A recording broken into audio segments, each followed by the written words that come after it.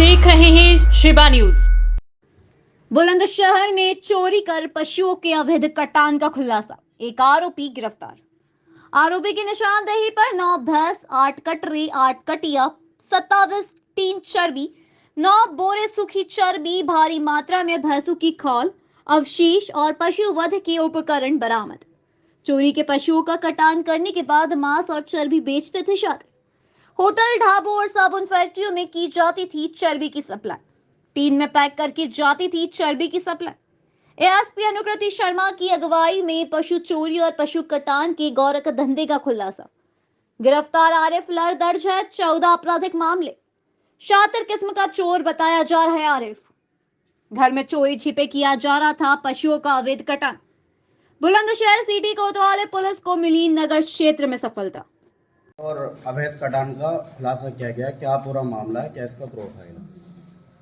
मुखबिर से सूचना मिली थी कोतवाली नगर पुलिस को, तो वहाँ पर कुछ अवैध कटान नदी के किनारे या उसके आसपास हो रहे हैं। सूचना पर पुलिस टीम मौके पर गई, तो वहाँ पर तमाम कटान पाई गई, जिसमें भैंसें थी, उनके बच्चे थे, जिसको कटरा कटरी यहाँ पर कहते हैं। कई कटान कटे हुए रूप में भी पाए गए और वहाँ पर तमाम उनकी जो स्किन थी उसको रखा गया था। उनको प्रोसेसिंग करने के लिए भी वहाँ पर व्यवस्था थी, नमक वगैरह भी रखा गया था। इसके अतिरिक्त कुछ जिंदा पशु भी पकड़े गए थे, जिसमें से 9 भैंसें थीं, 8 कटिया थी, 8 कटरे थे। और इनको वहाँ पर जब इकट्ठा किया गया, पूछताछ की गई, पता चला कि ये लोग इसको चोरी करके लाते हैं। और जब उनके बारे में और छानबीन की गई तो ये पता चला कि वहाँ पर अहमदगढ़ में और सिकंदराबाद में, हासू में, यहाँ तक कि दादरी में भी जो चोरियाँ हुई थी वो यहाँ पर उन पशुओं को लाया गया था। उन लोगों को सूचना दी गई, वो लोग आए और अपने पशुओं की पहचान किए और उनको उनकी सुपुर्दी में दिया गया। वहाँ से मौके से आरिफ नामक एक व्यक्ति पकड़ा गया था। अन्य लोग जो थे वो फरार हो गए हैं, उनके विरुद्ध भी अभियोग पंजीकृत कर लिया गया है। आरिफ से जब पूछताछ की गई तो पता चला कि यहाँ पर लोग पशु चोरी के आते हैं, उनको ले आते हैं और उनके कटान करते हैं। लोकल सप्लाई करने की बात अभी उसने स्वीकार की है, वो बाहर भी सप्लाई कहीं करता था नहीं करता था, इस पर छानबीन की जा रही है।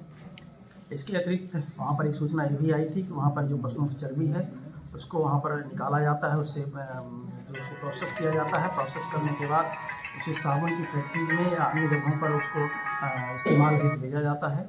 इस सूचना पर उससे दुकानों को चिन्हित कराया गया है। उसकी दुकान चिन्हित करने में अगले दिन पुलिस और ड्रग इंस्पेक्टर और मजिस्ट्रेट द्वारा छापा डाला गया, तो वहाँ पर पता लगा कि उसके द्वारा अवैध रूप से उस चर्बी का साबुन में इस्तेमाल किया जा रहा था।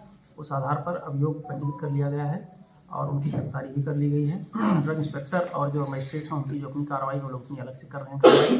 कुछ और भी इनपुट हमारे पास हैं जहाँ पर इनके द्वारा इन चर्बी का दिया जाता था, बेचा जाता था और उनका अवैध इस्तेमाल की सूचना है।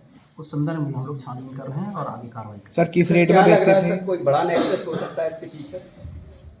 अभी तो प्राथमिक स्तर पे हम ऐसा कुछ नहीं कह सकते हैं, न ऐसी कोई सूचना आई है कि लोकल स्तर पर ही उसको काट रहे थे और काट करके उसको बेचने का काम कर रहे थे। कितने लोग गिरफ्तार हैं और कितने फरार हैं अभी?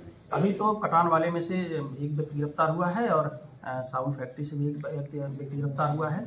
बाकी नाम प्रकाश में आए हैं और उन पर भी पुलिस काम कर रही है। मेरा अपना शहर, मेरी जिम्मेदारी, नई सोच, युवा जोश। चेयरमैन पद की भावी उम्मीदवार संजीदा बेगम, वाइफ ऑफ शमीम अहमद हवारी। जिला उपाध्यक्ष अल्पसंख्यक सभा।